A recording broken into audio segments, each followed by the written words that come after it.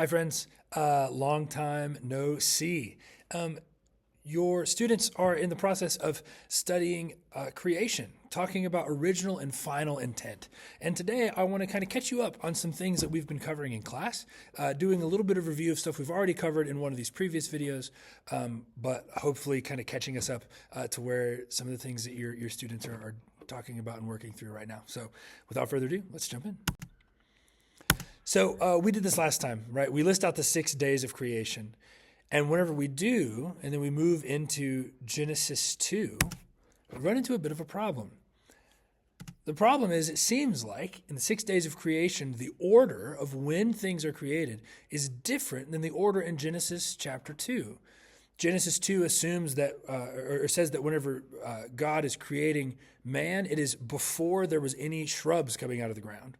But in Genesis 1, trees and stuff are being made on the third day, and humans are being made on the sixth day. And the question is it even possible for there to be a solution? Is the Bible, in our first 2 chapters, already contradicting itself? Well, this is a tension that I kind of invite the students to sit in as we read. I don't really want to give them a solid answer to it. Really, my point here is to say, we need to find ways to be kind to people who think differently than us about Genesis. Because already in these 2 chapters, we have found something that feels contradictory. My point is not to say that we can't find answers to those, but my point is to say, have compassion on people who disagree with you, because it's hard. Genesis is a very difficult thing to read, and I think we've already talked about this. So we cover a few of our theories, right? We talk about our 6 literal day creation theory, right? 24-hour days, 6 of them, that's how God makes the world. We talk about the day-age theory, the theory that maybe the word day is more of a metaphor, and one day in Genesis 1 may be millions, billions of years.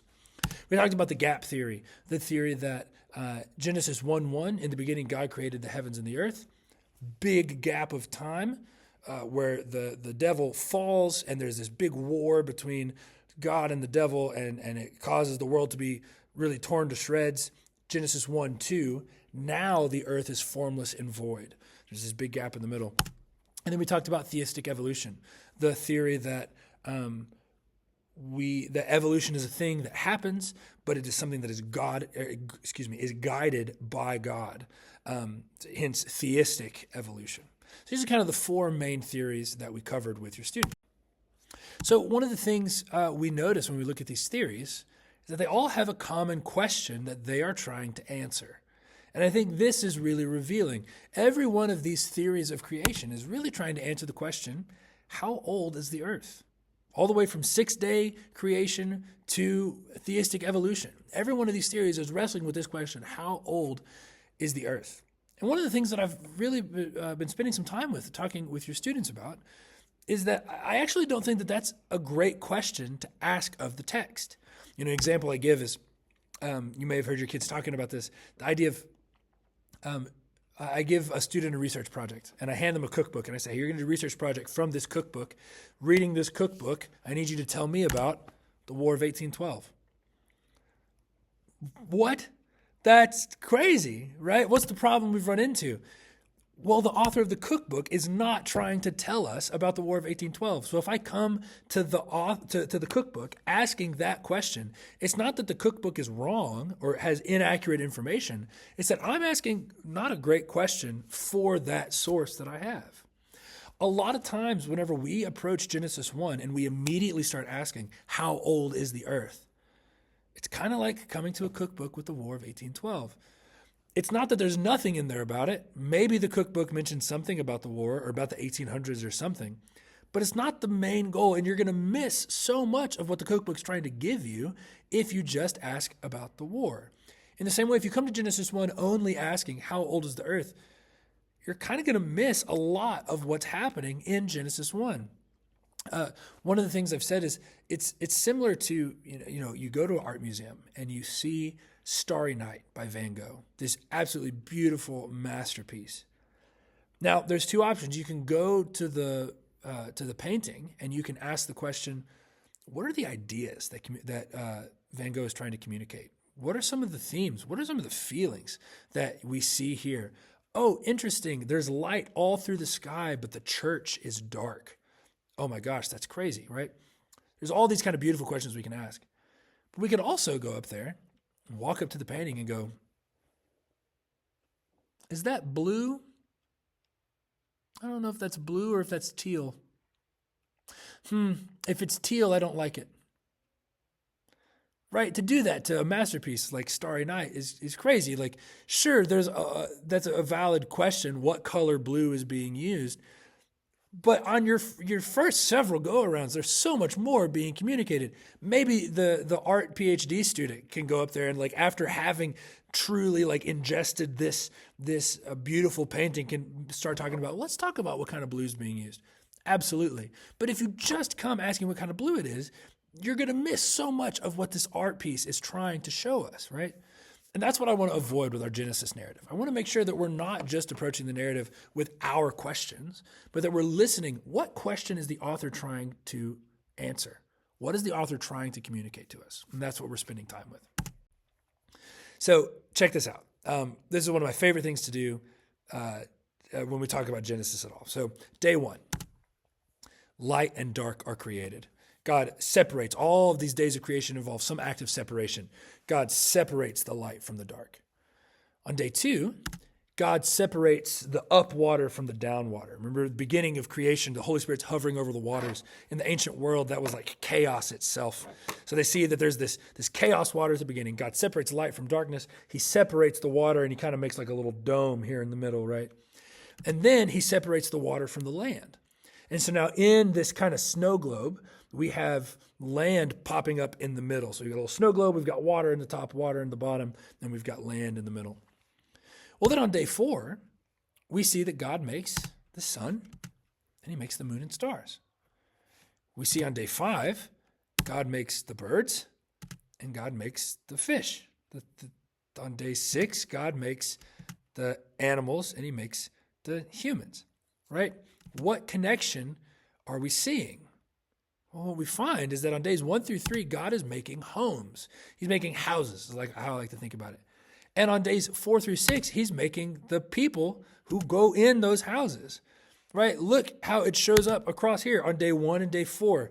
Day 4, God makes the things to go into the light and dark that he made on day 1. On day 5, he makes the stuff to go in the up water and the stuff to go in the down water, the birds and the fish. On day 6, on day 3, he made the ground and he made the plants. And on day 6, he's making the creatures that live in the ground and the plants, right? This framework is something that we spend a lot of time talking about in class. Because what we find is that whatever theory of creation you hold, this nicely overlaps with it, right? People for thousands of years, well, hundreds of years, into the before the turn of the millennium in like the year 1000, right? People are talking about this framework for a long, long time. And it seems like Genesis is trying to show us something by the way these kind of puzzle pieces fit nicely together. God makes these homes and he makes the things to go in these homes. This, as what I said earlier, this framework overlaps with really whatever theory you want to have. Right? Whatever you think about creation, if you think it was 6 literal days, if you think it was a gap theory, if you think it's theistic evolution, you think that it's a day-age theory, that rocks. Those are good, cool questions to consider. But in Genesis 1, what we're seeing is this framework showing up, and it can kind of overlay onto whatever theory you already have. Here's my point. What you think about how creation happened, outside of the fact that God did it, has no bearing on whether or not you're a Christian. Right? If you think that it was 6 literal days, rad.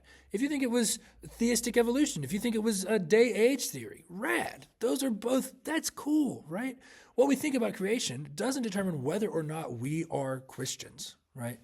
And I think, especially in the cultural climate that we're in, I find that to be a really important part of our conversation of creation. Jesus is what determines whether or not we are a Christian. Right? Whether or not we follow the living Savior. And with this framework, I think we're going to be able to tease out some really beautiful things coming from the story. So let's talk about that now. Let's talk about the goal of Genesis 1, of this creation story. We talk about rest when we talk about creation. On the 7th day, God rested. My dad used to always give a sermon, and it probably the sermon that I think about the most, honestly, of his, talking about rest. On the seventh day, God rested. That seems really strange, right? God isn't tired. Why is it that he needs to rest? Well, the Hebrew word for rest literally means to sit down. This is a term that would be used of kings regularly. So what does it mean that God rested? On the seventh day, God has spent all this time making all of creation. And on the seventh day, the king sits down. He rules. He reigns over all these things. So what has been made perfect, now that God sits and reigns, cannot be changed. No one's going to come up to God and be like, actually, I'd like to challenge your authority. No, the king is ruling. He's on his throne. He sits down. We see a refrain showing up all through the days of creation. It is good. It is good. It is good. Humans, it is very good. This world, this creation, is a good thing. And now that the king reigns, now that he rules, he is on his throne, that will not change. Creation is good and the king rules, and so it will stay good. This idea that creation is good is something often counterintuitive to us, right? We think about creation and we think about our bodies that fail us. We think about things like tornadoes and hurricanes. And it can be really easy for us to say, well, creation is a bad thing. But we miss a lot of what the biblical story is trying to convey. Creation ought to be good because God has made a good thing. So if we look at creation and we see something bad, well, then we know something's wrong. So we see rest, we see that God is reigning, we see that creation is good, everything is working as it ought to work, and then we see access. We see that where God is and where humans are is the same place. We have access to the triune God at all times. There is no dividing wall. God and humans dwell with each other. So this is a thing that I'm going to use to torment your kids for quite some time. The 3 Ps. We are going to say this constantly over and over and over again. God's original intent for creation is these 3 Ps. Number one, that there would be a people of God, a people that God has made for himself. In Genesis 1 and 2, this shows up as Adam and Eve, right? These are his people. And not only are they his, but they dwell in his presence. A thing I say a lot to the students, God does not desire a long-distance relationship. God doesn't want to have a people but who live really far away. He wants them to be where he is, close by. But he doesn't just want them to be close by, right? He doesn't want them to be, it's like, oh, you're my people and we're close, but we're stuck in a desert and life is kind of awful, right? He wants them to be in a place that he has made for them. Specifically in something like the garden, the place where there is abundance and everything you could ever need is there for you. So we have a people of God who dwell with God in his presence, and they are in a place that he has made for him. These 3 Ps will show up for the rest of our Bible story. This is the setup here in Genesis, and we're going to see it over and over and over again through the rest of our story. Let's talk about these circles. If you get a chance, you should go watch this video by the Bible Project on the Tree of Life. I'm not going to show it here, but you definitely should go watch it. It is fantastic. Watch all of their videos. They're very good. But this one in particular, the students and I have watched through it, and it's delightful, and you should watch it too because it's just really good. Okay. Let's talk about how this Tree of Life functions in the Genesis story. So we see these kind of circles, these expanding circles coming out in the Genesis 2 story of or Genesis 1 and 2 story of what creation looks like. So we see in the middle of creation this tree of life, right? And from it is coming life. We have rivers coming from the center of the garden here. This is my fun little trick question I like to ask students is what's the name of the garden? And many times they'll say, well, it's Eden. Well, if we read Genesis 2, what we find is it's actually not. We find that there is a garden, and that garden is planted in the land of Eden.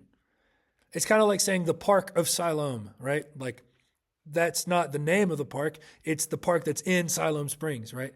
So we have this garden, We have this tree that's in the middle of a garden that is in the middle of Eden, and Eden is somewhere in the world, right? Who knows where it is? But we see these kind of concentric circles working out from the tree of life. And what we see is that this tree is actually giving life to the world around it. The closer you are to this tree, the more life is flourishing. And the further you get away, it's not as much, right? You see these rivers flowing out from the garden. We see this tree is truly giving life to the land around it. This tree seems to be representative of God's life itself, right? Where God is, life is coming from it. So now let's talk about the job. Humans are given a job. They're put in this garden. They're put where this tree is, where life, easy access to life is there. You want life, you just take it. Pick it from the tree, right? So let's talk about what humans' jobs are here in creation. My question again, where is the garden? Well, the garden is in Eden. What is this garden like? Well, it's luscious. It's beautiful. God has given everything that humans would ever need to be here in this garden. It is, notably, it's even different from just farming, right? The reason that Genesis keeps telling us about fruit trees over and over again, it's not like wheat where you have to like plant it and harvest it and like get it, right? These fruit trees are gifts. They're just offering you food. You want food? Go get it, right? It is luscious and has everything that humans could ever need. But if the garden is in Eden, what is the rest of the world like? Well, seemingly not like the garden. And this is what I find fascinating. A lot of times we think about the beginning, we think the whole world is this luscious place. But I actually think that there's something important about the fact that the garden is planted in Eden and Adam and Eve are simply put in the garden. And I think we see that show up actually with this phrase, be fruitful and multiply. This phrase is beautiful. When we hear this phrase, immediately we often think about children. And yes, that is part of the story, right? God tells humans, be fruitful and multiply. Go make children. Put people all over the world. But it seems to be more than that. Not only are we being commanded to have babies, yes, go put people everywhere else, but if the garden is here, we see God doing something really unique. God has planted this garden, and then he invites humanity to participate in that same action. The garden is here. Go make the rest of the world look like the garden. Be fruitful and multiply. A thing we've said in class a lot is creation is the family business. Our dad is a creator, and he invites humans to be sub-creators. This garden is beautiful and has everything you'd ever need.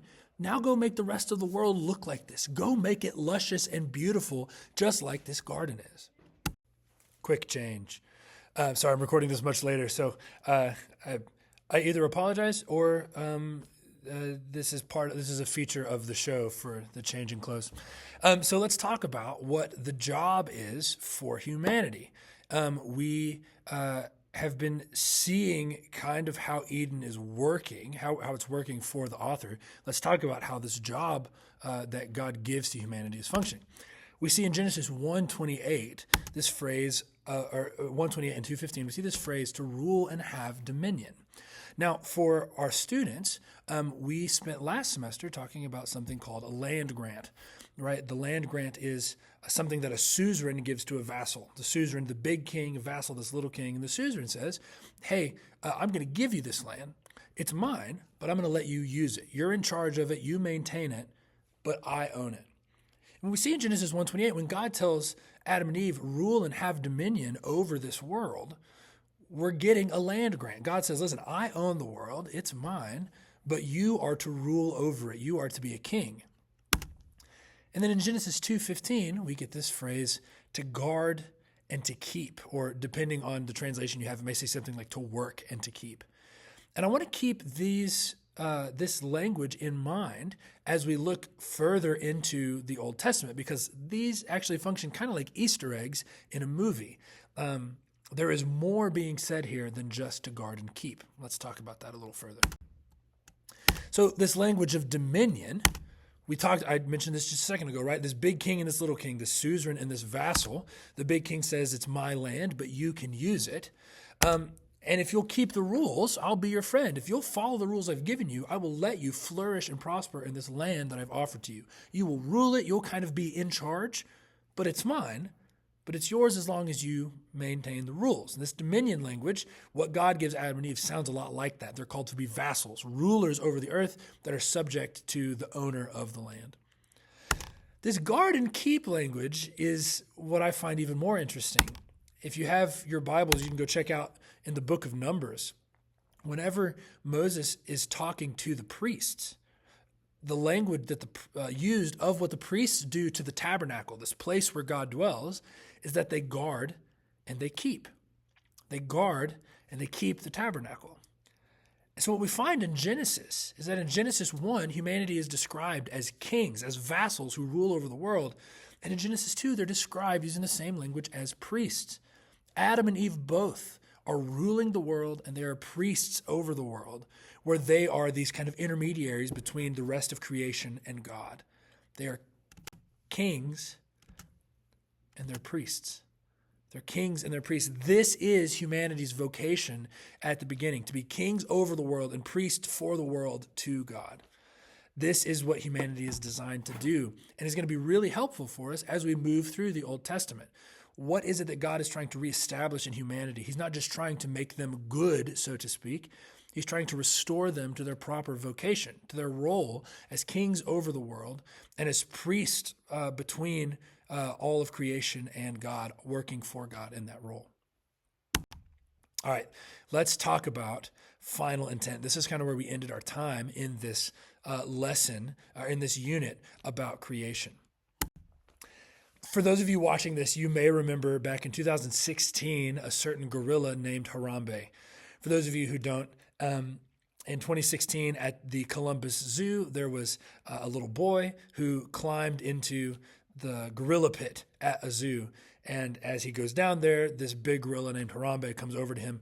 Doesn't really harm him, but because people are scared, the zookeepers shoot the gorilla and he dies. Now, if any of you were on the internet for very long during that time, you know that Harambe was not simply a tragic story of a gorilla being killed and of a boy being put in danger, but it became one of the most potent memes of the era. I was in college at the time, and this was during a presidential election, and one of the things that started happening was there were all these posters being made for Harambe to be made president. For this gorilla, it's like, hey, the government killed Harambe so that he couldn't become president. That was kind of the joke going around. And so all over campus where I was, the joke people were making, the meme that was going around, was that Harambe should be made president, even though he had already died. That was the bit that was going around. Well, I'd like you to imagine we go 2,000 years into the future. Archaeologists are studying ancient Missouri, where I was at school. Studying ancient Missouri, and they come across these posters, and they see this gorilla on a poster, and he's got a hat on, and it says Harambe for president. Man, these archaeologists are going to be scared to death. They're going to go, oh my gosh, Americans in 2016 were trying to elect a monkey to be president. That's insane. They're going to be like, wow, these people worshiped apes. Something must have been going crazy wrong for the ancient Americans. Right? They're missing something, right? They're missing the context for the meme, so to speak. And because they don't have context for why this was a joke, it was a bit that Harambe was going to become president, they're going to think something crazy about what's happening with the past. We're about to start a brief conversation about the book of Revelation. And what I find is that many times we will read the book of Revelation and we come up with some pretty strange readings because we don't know the memes that John is trying to reference, right? We look back and we see something about, we look back and we see these texts that have crazy imagery, like horses that are hornets, and we see dragons coming out of the sea, but we don't know what the memes reference.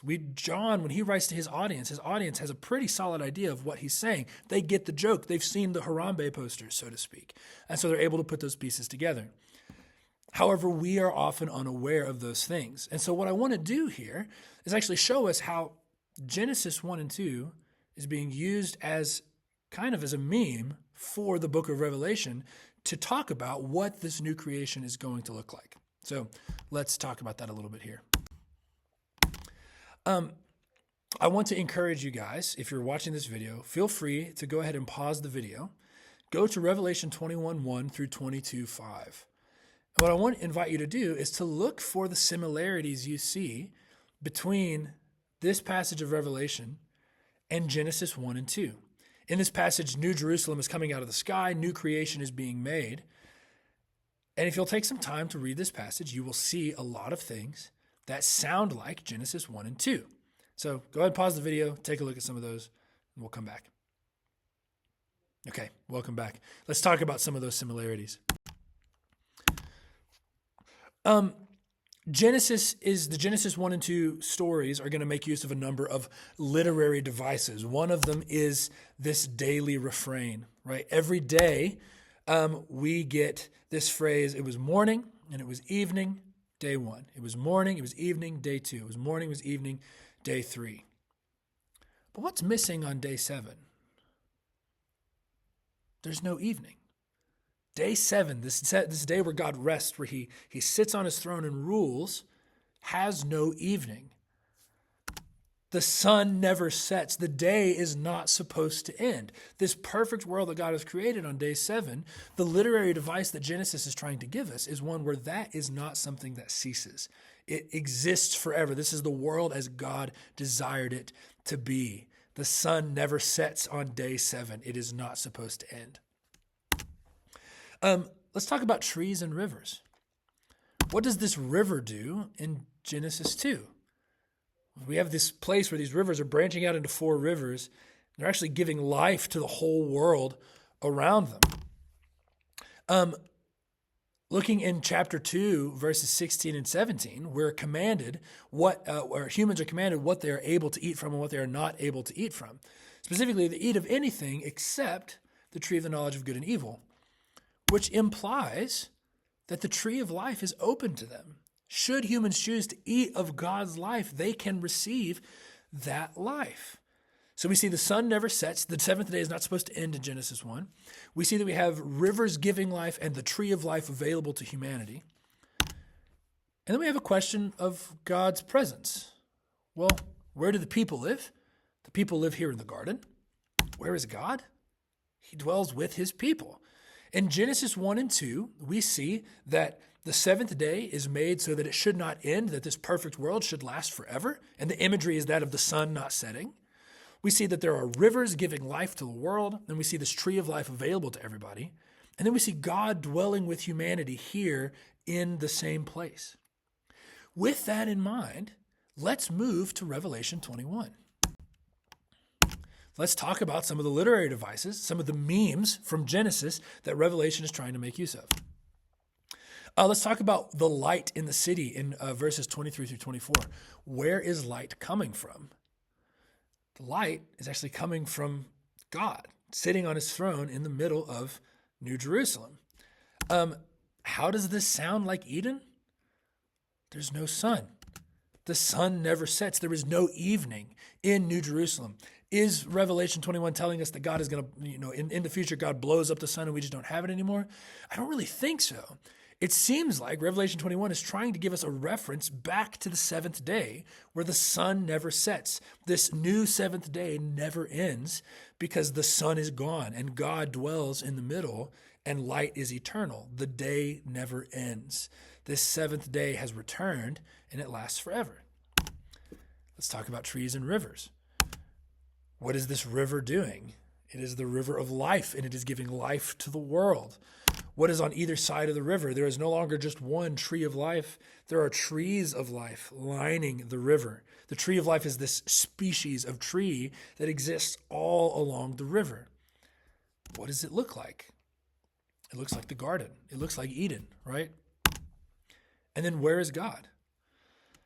His people are dwelling in New Jerusalem, and behold, there is no temple, for the dwelling place of God is with man. What we're seeing is that in Revelation 21, John is using Genesis 1 and 2 as a reference point, as a meme, so that as he says this, all of his Jewish readers go, oh my gosh, it looks just like what God originally intended in Eden.